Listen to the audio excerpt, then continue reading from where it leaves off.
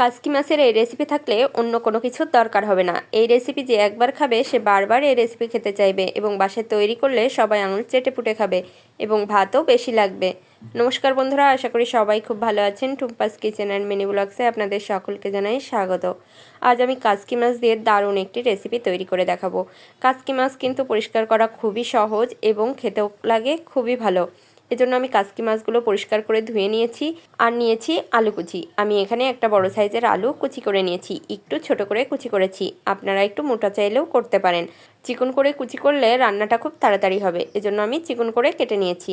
এখন আমি কড়াইতে আলু কুচিগুলো দিয়ে দেব। এই কড়াইতে একটু আগে আমি কাসকি মাছ ভাজি করেছি, এজন্য কড়াইটা আর পরিষ্কার করিনি। এখন এখানে দিয়ে দেব কাসকি মাছগুলো। কাসকি মাছগুলো খুব পরিষ্কার করে ধুয়ে নিতে হবে, যেন কাসকি মাছের গায়ে কোনো রকম আঁশ না থাকে। এই কাসকি মাছে ছোট ছোট আঁশ থাকে, এজন্য একটু ভালো করে পরিষ্কার করে নেবেন।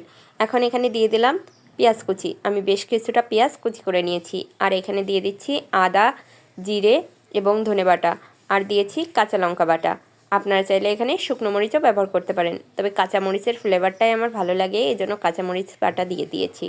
এখন এখানে দিয়ে দিয়েছি টমেটো কুচি। আমি একটা বড় সাইজের টমেটো কুচি করে নিয়েছি। এখানে এই পাকা টমেটো ব্যবহার করবেন, তাহলে খেতে বেশ ভালো লাগবে, কারণ একটা টকটক ফ্লেভার আসবে। দিয়ে দিলাম স্বাদ মতো লবণ এবং পরিমাণ মতো হলুদ গুঁড়া।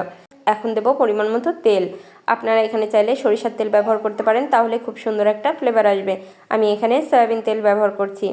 এখন পরিমাণ মতো তেল দিয়ে আমি এই সবগুলো উপকরণ একসাথে ভালোভাবে মেখে নেব। অবশ্যই বন্ধুরা হাত দিয়ে এই কাজটা করবেন, তাহলে এই রেসিপিটা খেতে কিন্তু খুবই ভালো হবে।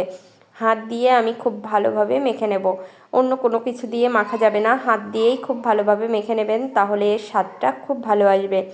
এখন আমি খুব ভালোভাবে মেখে নিচ্ছি। বন্ধুরা, আমি কিন্তু চুলাটা এখনও ধরাইনি, চুলাটা আমি পরে ধরাবো। খুব ভালোভাবে মেখে নিয়ে তারপর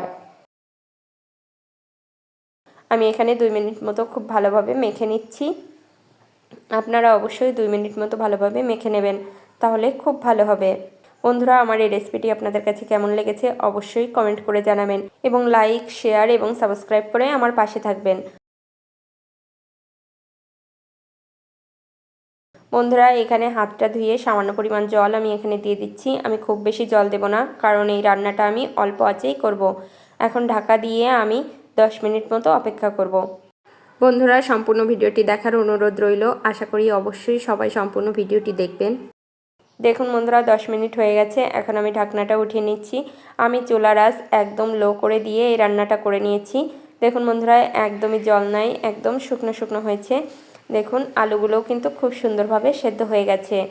বন্ধুরা, এই রেসিপিটা হতে খুবই কম সময় লাগে এবং খেতে হয় দুর্দান্ত। এই রেসিপি থাকলে বাসার কেউ অন্য কোনো রেসিপি খেতে চাইবে না বন্ধুরা। এই রেসিপিটা দিয়েই কিন্তু সব ভাত শেষ হয়ে যাবে এবং সবাই আঙুল চেটে পুটে এই রেসিপিটা খাবে। এখন এখানে দিয়ে দিলাম কিছুটা ধনেপাতা কুচি। অবশ্যই বন্ধুরা এখানে ধনেপাতা কুচি ব্যবহার করবেন, তাহলে ফ্লেভারটাও খুব ভালো আসবে, স্বাদটাও খুব ভালো হবে। এখন ধনেপাতা কুচি দিয়ে 2 মিনিট ঢাকা দিয়ে দেব।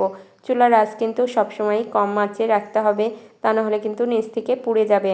দেখুন বন্ধুরা, 2 মিনিট পরেও কালারটা কিন্তু খুবই সুন্দর এসেছে, একদম রেডি হয়ে গেছে। এভাবেই আমি গরম গরম নামিয়ে নেব এবং এই রেসিপিটা কিন্তু গরম গরম খেতেই সবথেকে বেশি ভালো লাগে।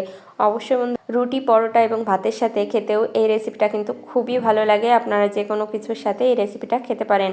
দেখুন বন্ধুরা, নামিয়ে নিয়েছি, কত সুন্দর কালার এসেছে, দেখতে কত সুন্দর হয়েছে। বন্ধুরা, ভালো লাগলে অবশ্যই লাইক, কমেন্ট, শেয়ার করবেন। আমার চ্যানেলটা সাবস্ক্রাইব করে আমার পাশে থাকবেন। সম্পূর্ণ ভিডিওটি দেখার জন্য সকলকে জানাই অসংখ্য ধন্যবাদ।